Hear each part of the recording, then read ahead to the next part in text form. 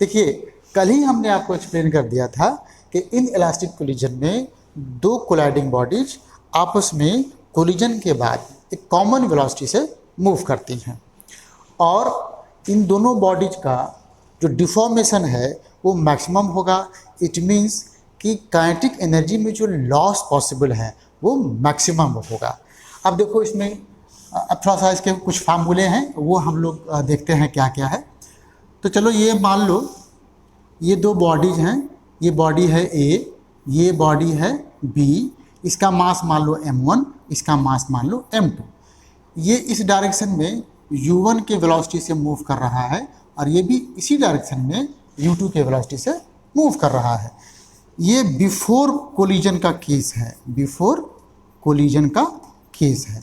अच्छा, इसमें ये देखिए कोलिजन होने के लिए कि हम लोग पहले भी डिस्कस कर चुके थे कि u1 जो है वो ऑब्वियसली u2 से बड़ा होना चाहिए ताकि A आगे जा कर के इस B को है ना ठोक सके, उसको कोलाइड कर सके। तो यहाँ से देखो अब कोलिजन हो गया। चलो कोलिजन होने के बाद हमने क्या कहा था, हमने कहा कि इन इलास्टिक कोलिजन में दोनों बॉडीज एक कॉमन वेलोसिटी से एक दूसरे से चिपक के मूव करेंगे। तो ये हो गया वेलोसिटी, ये आपका बॉडी है ए, ये बी, मास तो बदलेगा नहीं, तो इन दोनों का मास m1 और m2 है।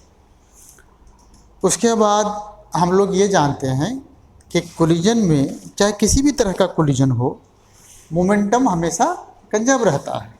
ठीक है, तो चलिए यहाँ पे हम मोमेंटम कंजर्व करके देखते हैं क्या होता है। तो हमने क्या किया, हमने किया मोमेंटम कंजर्वेशन। मोमेंटम कंजर्वेशन मतलब क्या है, मतलब ये है कि कोलिजन से पहले हमारे सिस्टम का नेट लीनियर मोमेंटम कोलिजन के बाद हमारे सिस्टम के नेट मोमेंटम के बराबर हो जाएगा। सिस्टम क्या है भैया, हमारा सिस्टम ये दोनों बॉडी का कलेक्शन है। इसका मोमेंटम कितना हो गया, इसका हो गया m1 u1, यहाँ वेक्टर का साइन लगाना, ये m2 u2, यहाँ भी वेक्टर का साइन लगाओ। अच्छा, ये तो कोलिजन से पहले का मोमेंटम था। अब क्या कहा था अभी हमने कि ये मोमेंटम कोलिजन के बाद के मोमेंटम के बराबर हो जाएगा। अब यहाँ बिल्कुल देखिए साफ साफ दिख रहा है कि दोनों बॉडी एक साथ एक कॉमन वेलोसिटी v से मूव कर रहे हैं। तो अपने सिस्टम का अब जो मोमेंटम हो गया उसको मैं ऐसे लिखूँगा।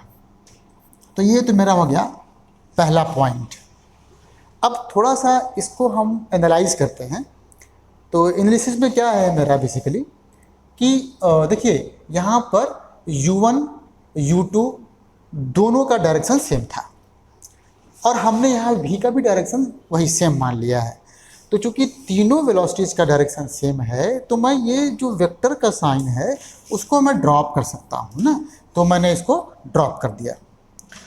अच्छा बेटा, यहाँ से एक बात निकलेगी, अभी मैं लिख रहा हूँ, देखिए अभी मैं लिख रहा हूँ m1 plus m2 into we, और यहाँ से पहले तो आप लिख दीजिए v equals to m1 u1 plus m2 u2 upon m1 plus m2। ये फार्मूला बन गया, लेकिन ये फार्मूला हमेशा वैलिड नहीं होगा।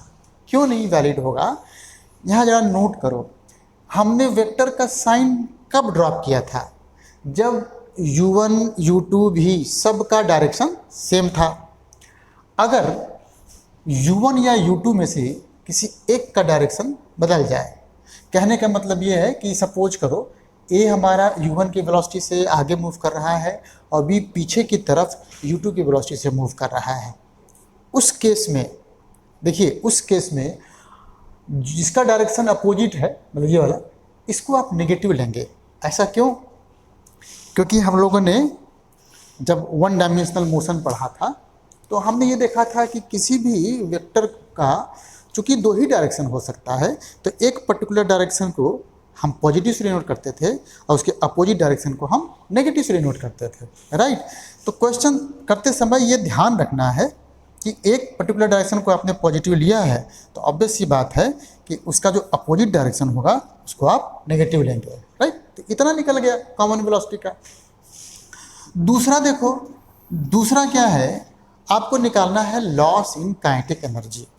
तो पहली बात तो ये देखो बेटा कि जो काइनेटिक एनर्जी लॉस हो रहा है वो बेसिकली जा कहाँ रहा है, वो काइनेटिक एनर्जी दोनों बॉडीज के, है ना, पोटेंशियल एनर्जी ऑफ डिफॉर्मेशन के फॉर्म में स्टोर्ड है, मतलब बॉडीज में ही स्टोर्ड है।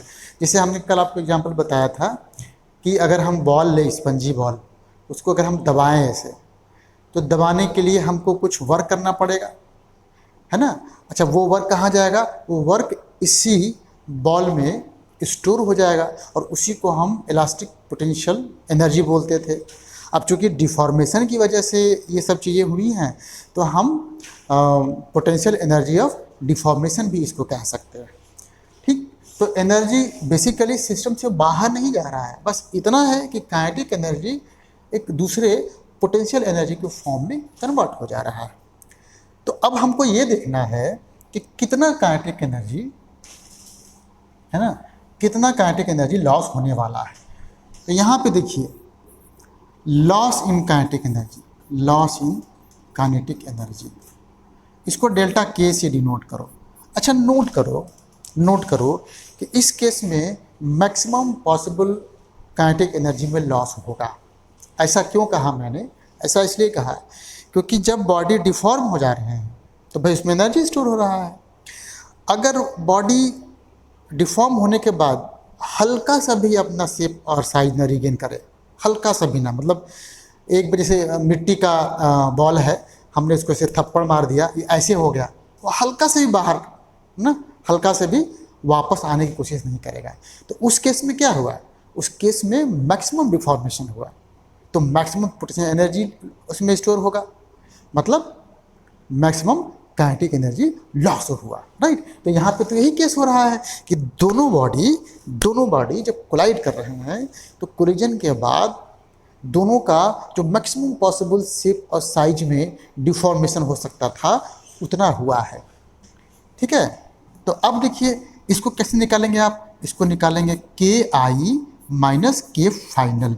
अच्छा, के आई को करेंगे half m1 u1 square plus half m2 u2 square minus के हाफ की बात करेंगे तो यहाँ पे नोट करो कि अब जो दोनों बॉडीज थे वो दोनों कंबाइंड हो गए, एक सिंगल मास की तरह एक कॉमन वेलोसिटी v से मूव कर रहे हैं।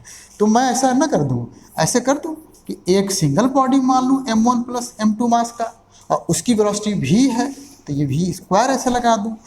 अच्छा, अभी तुमने भी कैलकुलेट किया है तो यहाँ पे तुम्हारा आ जाएगा, बहुत मज़ेदार है ये, इतना आसान तो हमको लगता है कि कुछ भी नहीं होगा, ठीक है। तो यहाँ देखिए, ये देखिए, अब v की वैल्यू रख दीजिए आपने निकाला m1 u1 m2 u2 upon कितना था m1 प्लस m2, ठीक है, और इसका स्क्वायर करना है आपको। अब देखो इसको जब पूरा कैलकुलेट करोगे, जो कि मैं नहीं करने जा रहा हूँ, ठीक है ना, टाइम वेस्टिंग है वो आप कर सकते हैं, सिंपल कैलकुलेशन है। तो आपका जो एनर्जी लॉस आएगा वो आएगा हाफ ये m1 m2 upon m1 plus m2 into u1 minus u2 का स्क्वायर, है ना, ये देखिए। और इसको बोलते हैं रिड्यूस्ड मास, ये तो आप शायद पहले जानते होंगे। तो हमारे इन इलास्टिक कोलिजन में जो एनर्जी लॉस का फार्मूला था ये बन गया, जो कॉमन वेलोसिटी का फार्मूला था, है ना, ये बन गया। तो दो फार्मूले हमारे बन गए।